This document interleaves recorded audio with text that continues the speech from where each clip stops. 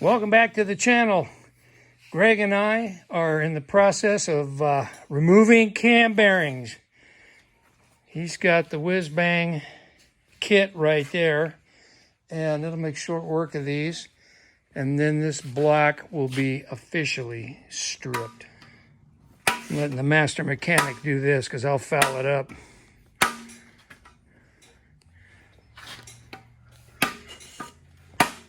Oh yeah, it's coming. So how many times did you have to do cam bearings when you were working at TEP? Never.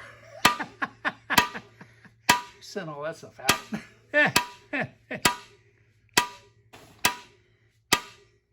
Yeah, it's coming. Slow but sure. A lot of gunk with it. I think we have success. The oil hole is partially plugged with all that old dried gack. I'm assuming that's going to be the same for all of them. That does nothing but accelerate wear. Second one.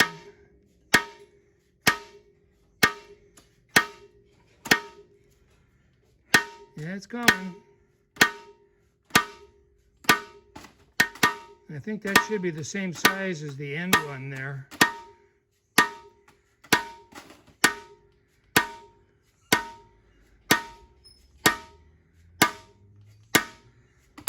Oh, they're in there.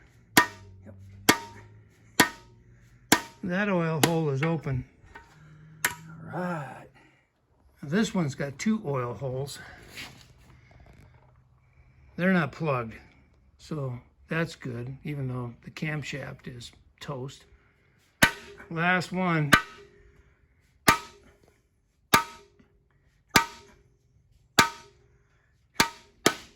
Yeah, that's the big thing. You got to remember to align those oil holes when you put the new one in. Yeah. That could be a bad day. I've been stripping the head in preps to go to the machine shop, and I was pulling the manifold studs out. And in order to do that, I didn't want to keep bugging my buddy Arnie next door to keep borrowing his stud puller. So I went down to my local Lowe's and I bought a Craftsman stud extractor. Well, sorry about the crappy camera work. This is really not Craftsman. I'll explain why. This is a Chinese clone with the Craftsman name on it. If you can read the fine print, made in China. This is not tool steel, this is mild steel, because I was pulling these studs out, and as you can see, they're not rusted, they were just torqued well into the block. You can see the deformity there. You can see the deformity there, and most pronounced right here. And the serrations on the wheel that grips the stud folded right over. It's not tool steel, it's mild steel. I don't even think it's 4140. But anyway, yeah, made in China. So I went old school.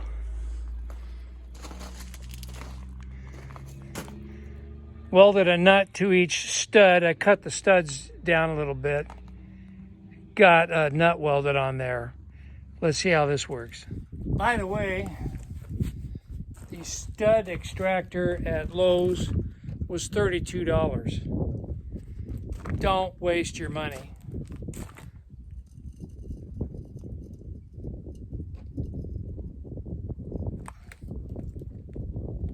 Come on, baby.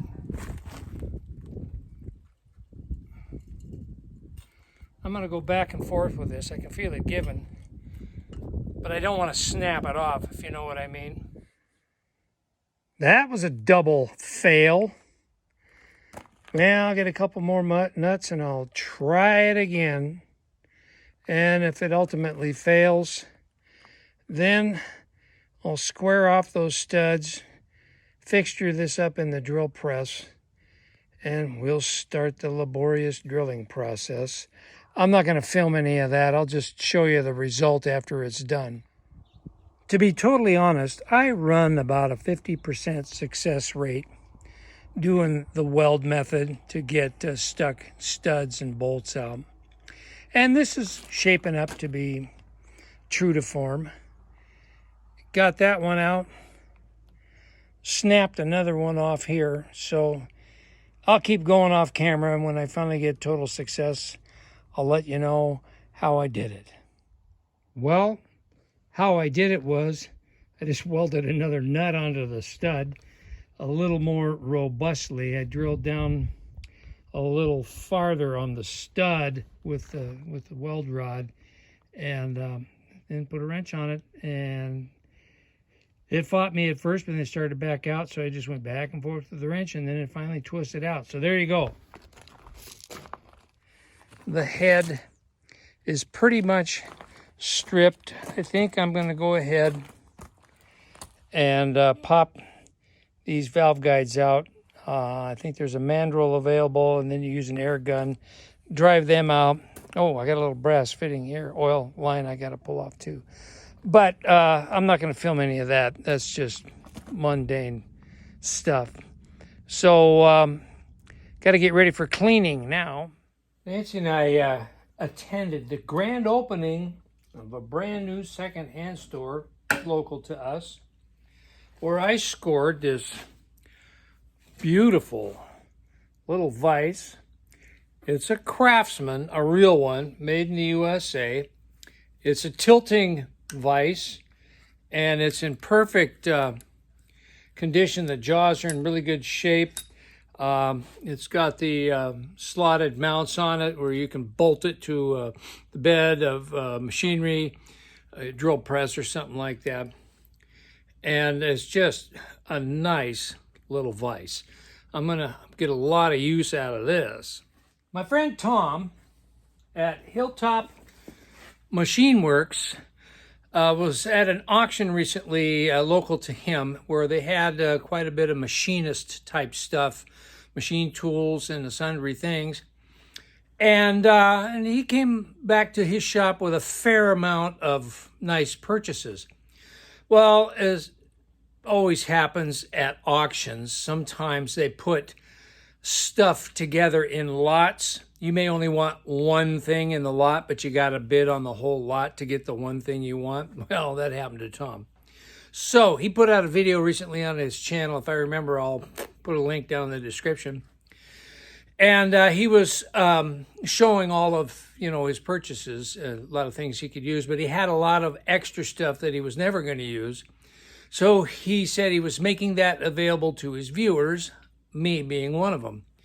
And so he had an old style machine switch, which is pretty close to period correct for the old Camelback drill press here. And I've been looking one for a while. Nothing in my local area, because right up here on this part of the frame assembly, there's two tapped holes where at some point in the past there was an, I'm pretty sure, electrical switch mounted, the old push button style, to turn on the electric motor to run this drill press. So I remember before that, this was run off an overhead line shaft, probably powered by a steam engine or an old hit and miss engine, something to that effect. Well, anyway, I'm going a long way around the barn here. Tom had a whole lot of different types of electrical switches, and within that lot, he had the old push button style electrical switch for old machines like this. And he wasn't going to use it. And he said, if anybody's interested, let him know. Well, I let him know. And so he made it available to me at an extremely reasonable price. And I paid the shipping as well, because I don't want him to be out anything. And let's dig this thing out here. Tom, you wrap things really well. Oh yeah, okay. This is exactly the size I'm looking for. I hope we didn't take your last sandwich bag. Check it out. I don't know if that's cast aluminum or what it is, but this is a old Cutler hammer push button switch. Milwaukee, Wisconsin, made in the USA, May 1940. And check it out. Perfect. Perfect for going right up here. And he did a continuity check on it to make sure it was viable, and it is. So, Tom, my friend, thank you very much. This is going to work perfectly on the old Camelback drill press. My pal Joey at Mill Creek Fab Shop, link down below, got a hold of me recently and he said, "Hey, Matt, I got something for you. Give me your mailing address." But he says, "Be really careful opening this thing up." And that made me think, knowing Joey, I'm going to pop this thing open and a stink bomb is going to go off. So a little fear and trepidation here, but let me get this thing open. Well, let's see. We got hiding in here. Well, well, Joey, you sly, sorry about that crappy camera work here. You sly old dog. Let's see. Matt, I hope you are well. Please enjoy these magazines, and you are the first to get Mill Creek Fab Shop stickers, so stick them wisely. Yeah, well, you all know where they're going to go. Joey, let me know where you had your stickers done, because I still haven't done my shop stickers yet. I enjoy your channel a lot, so keep doing what you do. If you ask Nancy nicely, she will read the magazines to you after she tucks you in at night. Yeah, right. Well, Joey, what do we got here? Oh, Farm Collector. Sweet. That's awesome. Heritage Iron. Nice. Nice case, 930 on the front cover. Oh, Antique Power. Plymouth. This is pre-Silver King. Very nice. And what else we got here?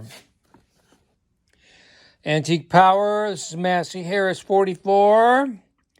Beautiful. Now I got to find where you hid the stickers, unless you forgot to put them in the package. Check it out.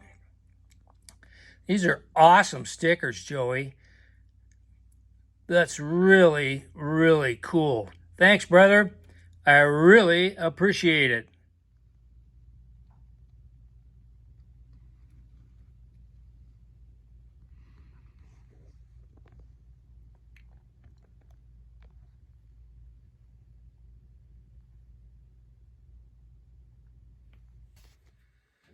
More progress, slow but sure. Next step is the original plan was my pal Greg, which you know as El Rancho Costa Plenty. He's got that commercial steam cleaner, and the original plan was to bring it over here, steam clean the block and the head before going to the machine shop. Well, with the recent monsoon season, Greg discovered serious roof problems at his place, and he is in the middle of a pretty dramatic and ugly re-roof process, including sheeting. I was over there the other day helping him out for a while, and it's a big job. So I don't think Greg's going to be able to haul that thing over here anytime soon, because he's up to his eyeballs in a big project. So I'm going to go at it with my pressure washer and a lot of degreaser, and then I'm I'm going to get the brass bottle brushes out and start going through oil galleries and things like that, and clean that thing up, squeaky clean as best I can. And then off to the machine shop it goes. And our local machine shop, he's a one-man band, so it's going to be there a fair amount of time, which is okay. Because with holiday seasons coming up, my budget's pretty restricted. So I'm not going to have a whole lot of cash on hand to be paying machine shops. But that's okay. I'm going to continue with the tear down of the back end of the tractor and start assessing transmission, differential, and all that kind of stuff. And we'll just go from there. Yeah, okay, what's going on here? This weekend coming up, let's see, this is November 3rd, 2025. November 8th, Saturday. I will be attending the Cruisin' for United Way car show. And it's going to include Power from the Past. Quick backstory here. Of course, you all know here in the U.S., United Way is a huge charity. Funds all kinds of different charities all over the gamut. Some's controversial, some is not.